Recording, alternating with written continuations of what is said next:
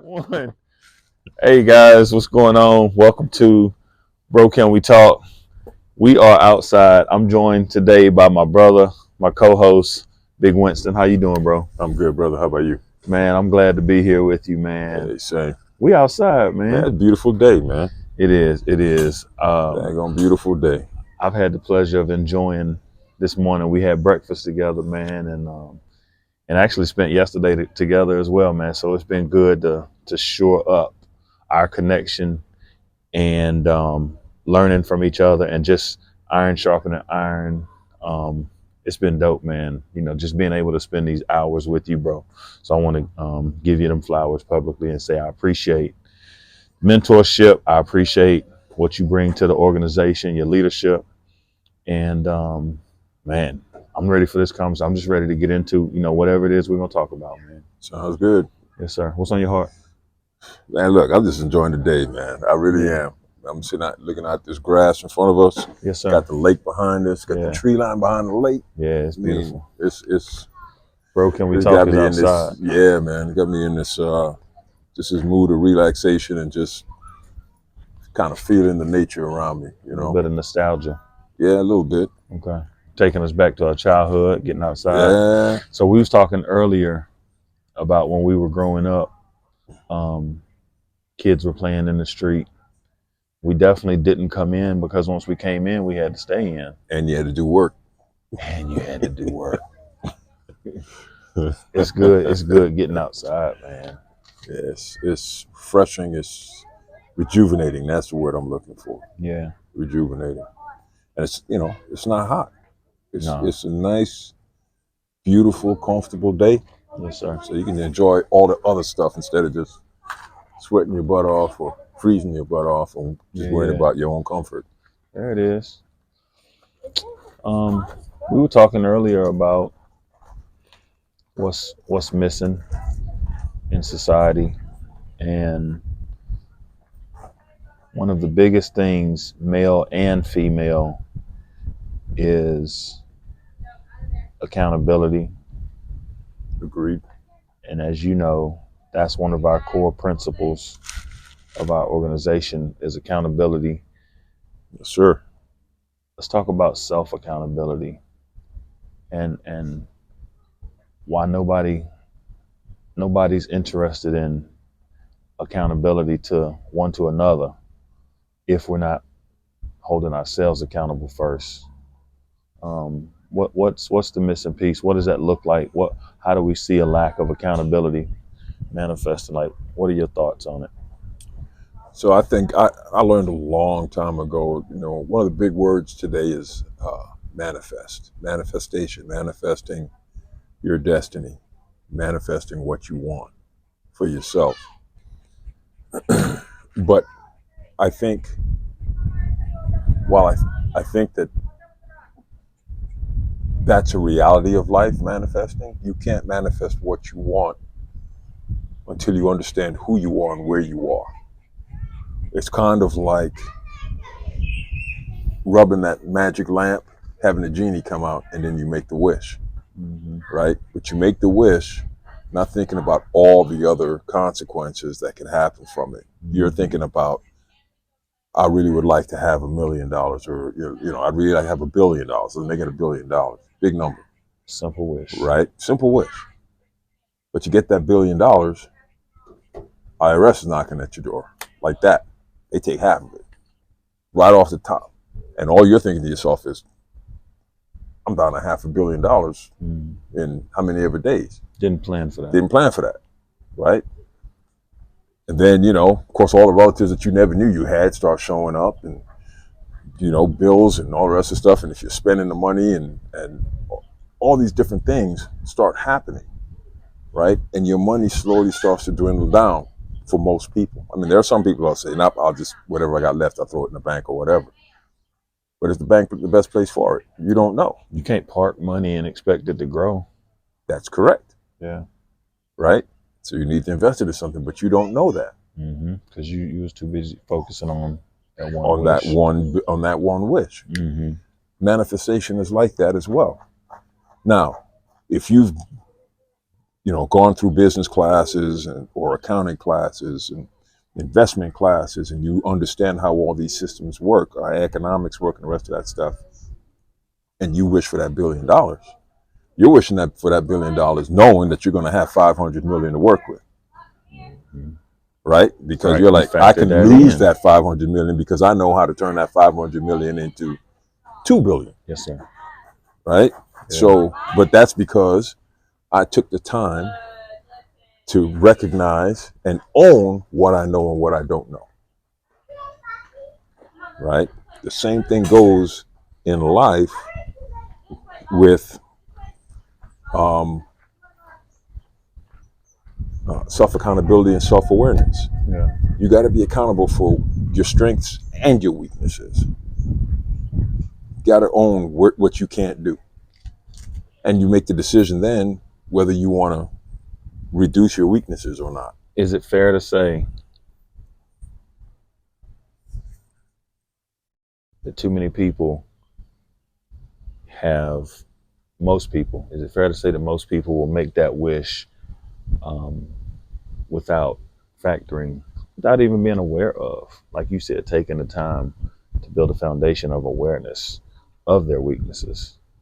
Too many people are just moving without doing the math. I think that's fair. So you got to count the cost. That's what they say. You got to count the cost before you go. And I feel like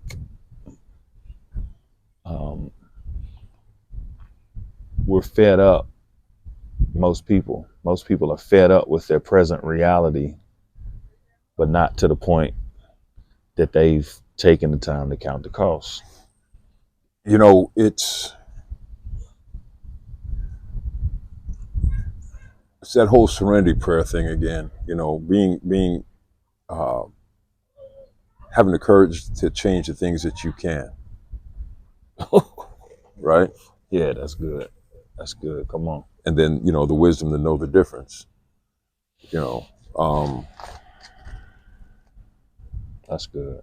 You accept the things that you can't change, you change the things that you can.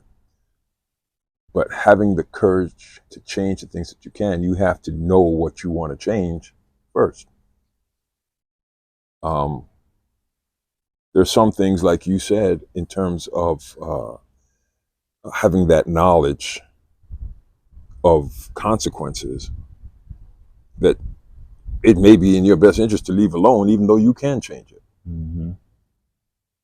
So I think it's an awareness of where you stand and where you want to go, and what paths you want to use to get there. Yeah. Yeah. But again, I guess you'd prioritize your weaknesses, so to speak. Prioritize your strengths, prioritize your weaknesses, and then decide which ones and when to improve on those weaknesses or improve on those strengths. So for the person who has identified their strengths and their weaknesses, how do they go about asking for the help? Because some things you can't change on your own, you do need the help for. So Right. how does somebody even, like, what's an example of how somebody would get that help? I think once you recognize where you're short and you accept that that is a reality, that that's you, and that you can change it, I think then you start to look for the experts. Maybe you start doing the research on your own. There you go. And I think take the chance, see if you can do it on your own. Then if you can't, then you find the expert that can help you to get to where you want to go. The word expert is gray area, because we also live in a time where everybody's an expert, in air quotes. I'm an expert, and my course is only $29.95, and not the $30 $29.95. You know what I mean? Yeah. Everybody's got a $3,000 master class on this, and my real master class is 70,000, but that's going to be the done for you, blah, blah, blah. And so we live in a time where everybody's scamming. And I'm not, I'd use that term a little too broadly there. Because there are some high respect value. everybody's hustle. Respect the hustle, but not everybody's given value either. But I think, and I hear what you're saying. I think, though, you got to ask some questions before you step into paying whatever funds. You got to do a little research. If I come to Damon and I say, Damon, I need coaching or help with getting to the next level, whatever that may be. Yeah. If you tell me that you can get me there, I ask you what your methodologies are, what your experience is. Right now, I'm not saying that you have to have experience in what I'm trying to do, but your methodology has to be solid. That makes sense. Yeah. Right. Yeah. And I need to see some references. Yeah. Give me some examples of some work you've done. Exactly. I'm not just out here writing a blank check. But even the references aren't necessary. I mean, you can, I guess, check the background of the references, but chances are, if the reference just says Phil, who the hell's Phil? There's a freaking million Phils. Yeah, that's real. That's real.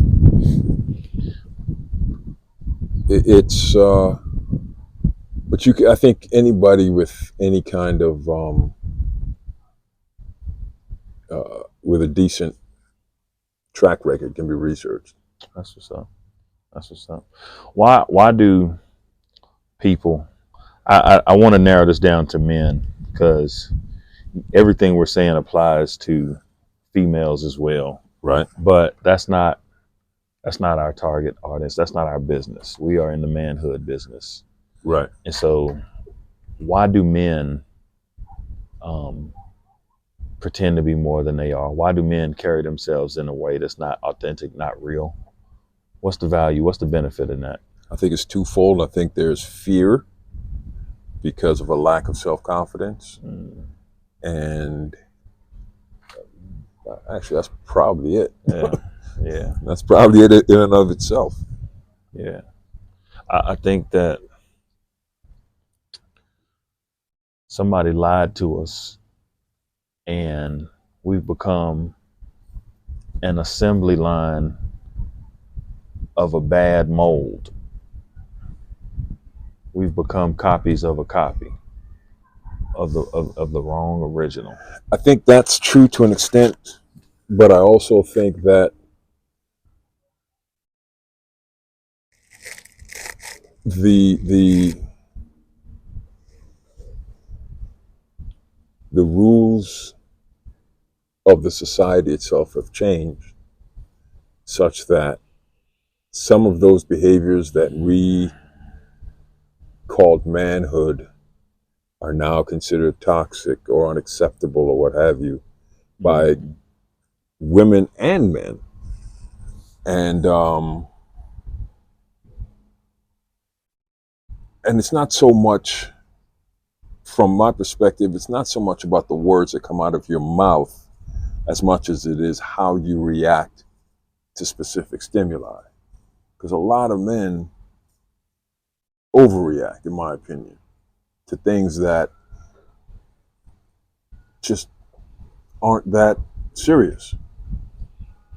And also what you are willing to and not willing to entertain. Correct. Yeah. Correct. So,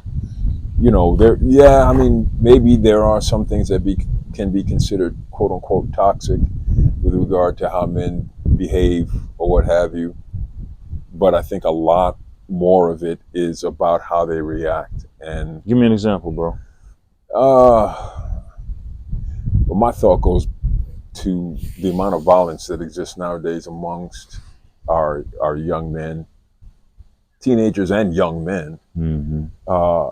I think a lot of that, I heard, I remember who it was on an Instagram video that basically spoke about these young men who were raised by their mothers, have no real relationship with their fathers, and so they learn to act emotionally like women. So, but they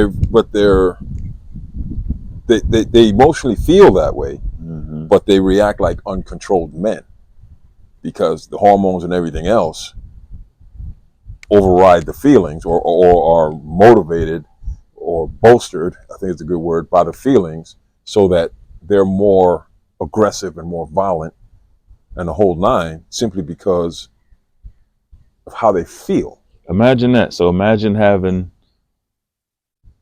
all of this young man testosterone, but also having the feelings of a female mixed in with the examples given by Hollywood. That shit's crazy, and that's Yep. where we are. And music. Let's not forget music, rap Yeah. songs and all that. And video games. Yep. You know, video. Yep. I don't want to name any video games, but I know there's a series where, oh yeah, I know what you're talking about. yeah, the carjacking, Yep. the raping, Yep. the assaults, like the murder, all of that's in the games. Yeah. I mean, I'm not attacking the industry of gaming, but no, but what has that play it's all a mix. But see, if Wow. there's not that for men, if there's not that man there that says, even the woman really, that says, that's not real life, that's not how it's supposed to be. Bro? You know, if that's not there, right, then all of a sudden, instead of being just a game, it now becomes a tutor. There has to be somebody that says, that's a game, that's make-believe, that's just entertainment, that's not how you do real life, those kinds of things. And let them know that that's the way it is. Plain and simple. If you don't have that, then the ship runs with the wind. Man, it's like what we are attempting to do, our mission with Bro Can We Talk, to, in biblical terms, go ye therefore and make disciples who will then make disciples of this self-awareness, self-accountability, leadership realm, right? That it's definitely akin to taking a medicine dropper full of red dye of food coloring and trying to change the color of the water, bro. And all I got is right now I have to remind myself that, again, there's 8 billion people in the world. I don't know the percentage of that's male. But even of that percentage who are male, everybody is not going to be our audience. And correct. I'm super okay with that. I'm not even concerned or focused about the ones that are not our audience. But I'm super dedicated to the ones who are. And so it's not about the numbers as much as it is the impact. Right. Sounds good, but the impact comes through numbers. Yeah, in a way, yeah. So I'm talking out of both sides of my neck there. It's not about the numbers. Well, we're not focused on the numbers, but the more that are impacted, the more that can be impacted. That's what I love about you, is that you will hear what I say and clean it up. Because I will. Man, did you hear what the leader of Bro Can We Talk said? Yeah, I heard what he said. But did you hear what his man Winston? He came back and he kept him out of out of going viral. He cleaned it up. So when we put the clip on CNN, we're gonna go with your version. My version will have us on Shade Room or World Star. But no, that's real, man. It's definitely about the impact. I was honestly, bro, I was listening to some content last night, and I couldn't help but to think about, hey ladies, how y'all doing? I couldn't help but to think about the privilege of leadership. What do you mean by that? It's easy, it's natural to get bogged down in the responsibility and the weight of leadership. But I think it's just, it's such a privilege to be responsible for, you know. Um,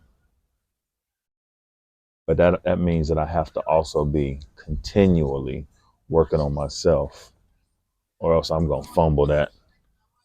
I'm gonna fumble that, and I'm gonna fumble, you know, Leonidas is 300 behind me, right? If he was a trash leader, they would have never accomplished, you know, Gideon and his 300 and Leonidas and his. If a trash leader, first of all, if you're a trash leader, nobody's following you. That's true. And if nobody's following you, you're not leading. Yeah, you're not a leader if no You're one just a follows guy taking a walk. you. It's I think it is a privilege to be considered a leader, which is different from being in a leadership position. Come on, bro. Um, Talk right there. and I think that the burden of leadership,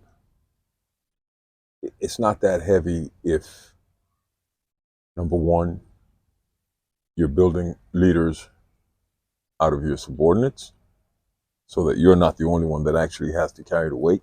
Mm-hmm. You may be the overall responsible, don't get me wrong, but you're at least providing the opportunity, or you're giving authority to somebody that you're leading to also lead. Mm-hmm. Um, Definitely a and tough carry when you're carrying low level leaders. yeah, but low level leaders won't do that. They won't build leaders. No, Be- no, um, no. good Are you familiar with the law of the lid? love, Law of the lid. no. So, 21 irrefutable laws of leadership, one of them being the law of the lid. And a 2 leader, scale of 1 to 10, a 2 leader can never attract a 6 leader. Right. A 6 leader can never attract a 9 leader. But the higher you go in your capacity, then the higher capacity a leader you can attract and then lead. And because a lot of people, a lot of leaders don't develop themselves to the 7, 8, 9, 10, they only attract the 2s and the 3s, and the organization struggles to grow. Right. And not even just grow in number, but to grow in reach. So you're talking more or less like Working on me. transformational leadership versus just situational, or Yeah. So I had a conversation with James. I call him my son, but he and my daughter have been dating for 9 years, and he's a phenomenal kid. I think this was episode 4 on the YouTube show. And we talked about title and positional leadership being the lowest level of leadership, because there's no buy-in there. right. I'm just following because you are the manager, or your name tag says shift leader or whatnot. Right. Because I have to. So there's no buy-in there. Because I'm supposed to. That's right. Because I'm supposed to. So when you get to the point that you're referring to of relational equity, man, that's a whole different thing when you've got buy-in from people. You know, from my perspective and my experience, when you build and support the growth of subordinate leaders, it not only makes your job easier, but it motivates everybody that's below you or supporting your leadership, because they then know, especially the ones that are focused on advancing themselves, motivated to move forward, Yeah. progressive. It motivates them because they know if they put in the work, they may have the opportunity to lead themselves. It does no good not to try to train your folks up to be leaders. Absolutely. You said it. You Um, said it. Why is that? your goal should be for them to leave and lead their own. That should be your goal. It's stupid and selfish to be a leader who wants to have it all to himself, because number one, it's stupid because that's heavy lifting for you. Yep. The role of a leader is to train up, like you said, train up leaders who now everybody's collaborating on the work.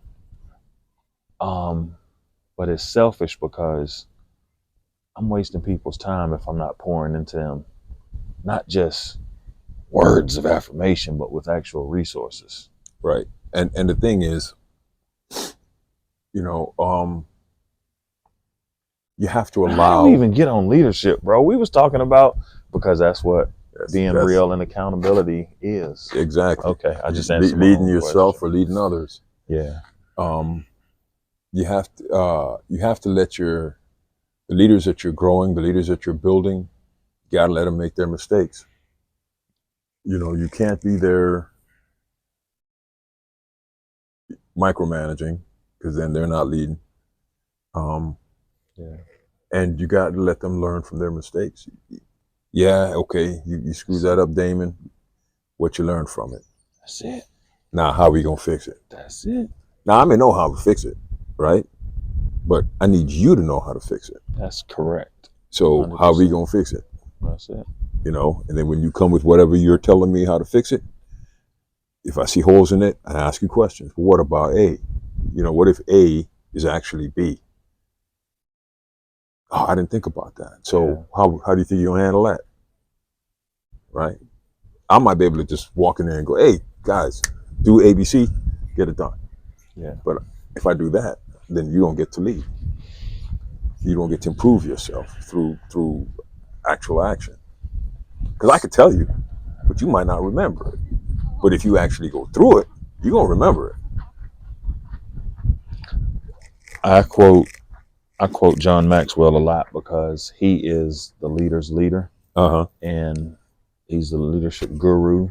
Man's written like 88 original books, most of them on leadership, 60 of them bestsellers. But his CEO, his name is Mark Cole, and they recently combined 7 of John Maxwell's companies into one company. But at one time, Mark Cole was over all 7 of his companies, right? And he talks about just what you're talking about. Like, Mark knows that anytime he comes to John and he says, or anytime any of his leaders under him even come to Mark and say, hey, we've got a problem, don't come to me with that problem unless you've got 3 solutions already sorted out,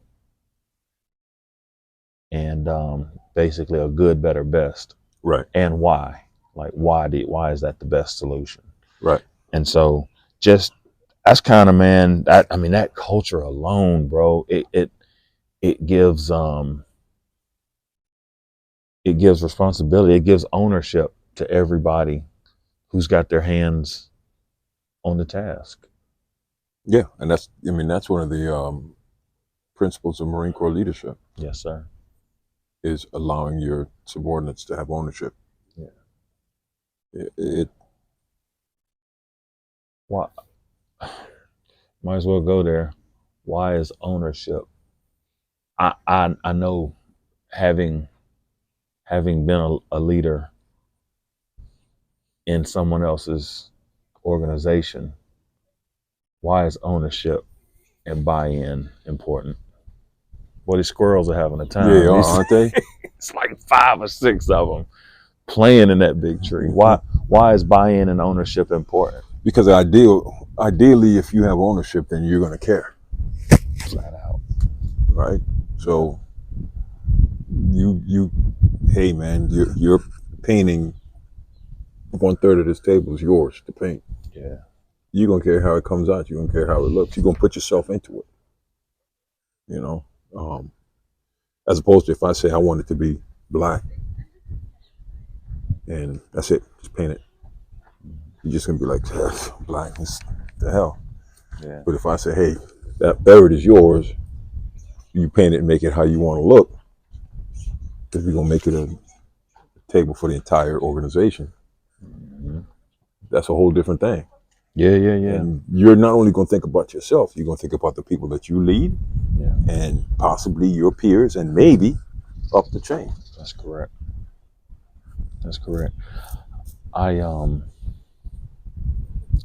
I was thinking about a time when I've worked for other people and just how much I had bought into my role, the weight of my role, and why my role mattered.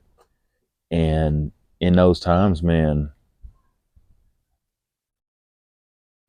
it made my performance that much higher because I saw it as our company.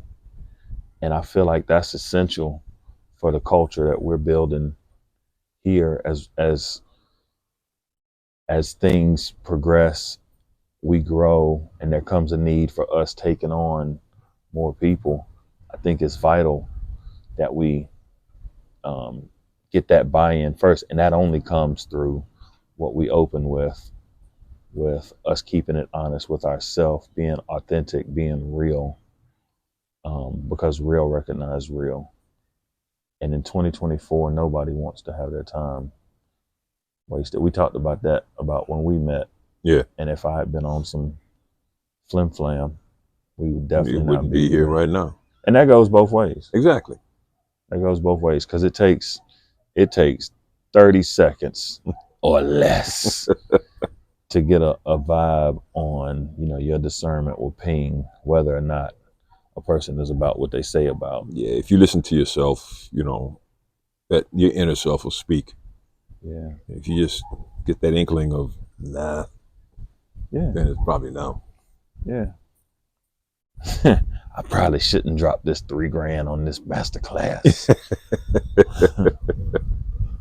Good stuff. But that's different though. Good stuff.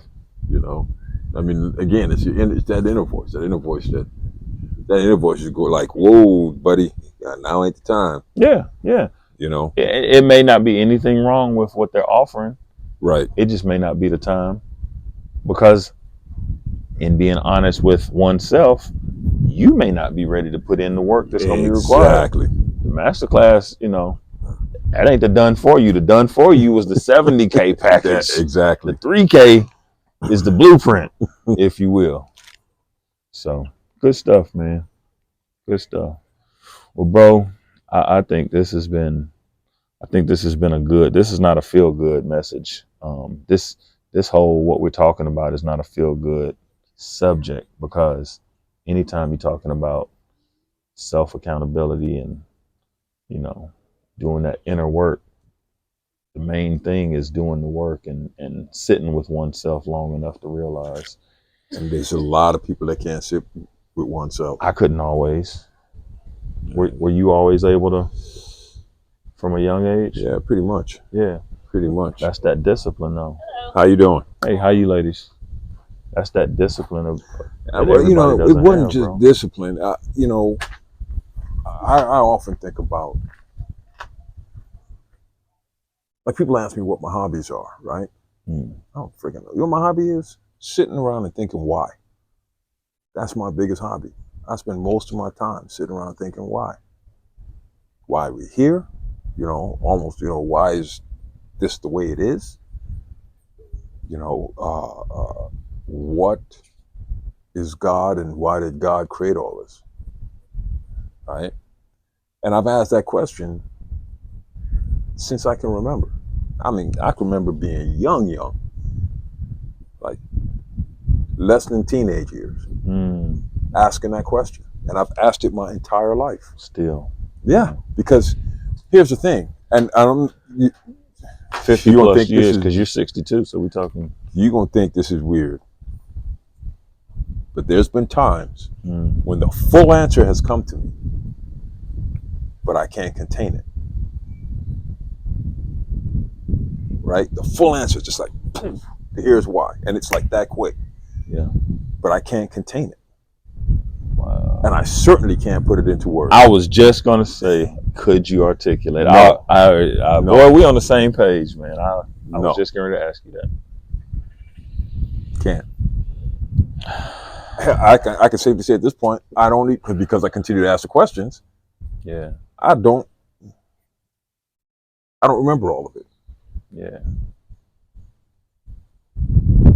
So interesting. You know, but that's what I do. And so that's really why I've been able to sit with myself. You know, I've had my doubts and my lack of confidence and all the rest of that as a human being, but I've had to sit with myself and work through that as well.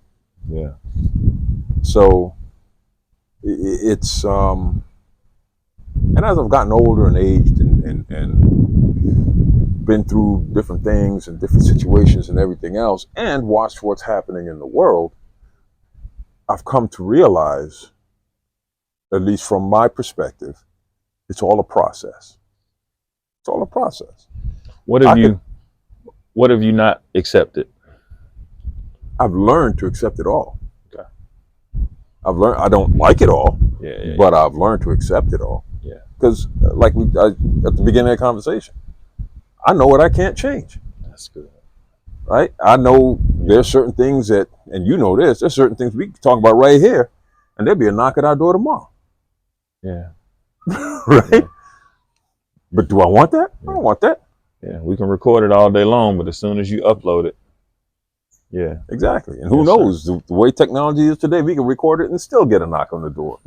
It's funny, my phone knows I want to go to Chick-fil-A before I knew I wanted to go to So yeah, you're right. You're absolutely right. That part. Yeah. Brother, man, I thank you, man. I think that's actually a question that a lot of people ask is why. But I love it. I love the space that we are in right now, and that's definitely something that I'm going to sit with, is that why. That's a big question, bro. And it is, because you're never done. You want to know what I've come up with? Talk to me. God is creation. Yeah. Creation is God. Okay. We are made in the images of God in that we can create. Yes, sir. We will constantly, if we do nothing else, we will constantly create. And God does nothing but create. That's why there's change in the world. Because God is always making. We will constantly be able to create. Not necessarily we will constantly create. Not everybody, we're all created to create, but not everybody's creating. Everybody is creating. In every choice you make, you're creating. Oh, in every decision you make, you're creating. I got you. Right? I'm tracking. Every breath you take, you're creating. I'm tracking. Right? Yeah. We think of creation as putting out. Yeah. But even in action, you're creating. And inaction. And inaction. Man, get off. I gotta go, man. I ain't fooling with you. You did that. See? I'm learning. That's good, bro. I appreciate that. That's good. Yeah, it's constant. Yeah. That squirrel, man. Like he's checking us out. Yeah. Hey, come on over here, Mr. Squirrel. Got a few questions I want to ask you. Dope, man. Dope. Well, I appreciate this conversation, man. And, absolutely.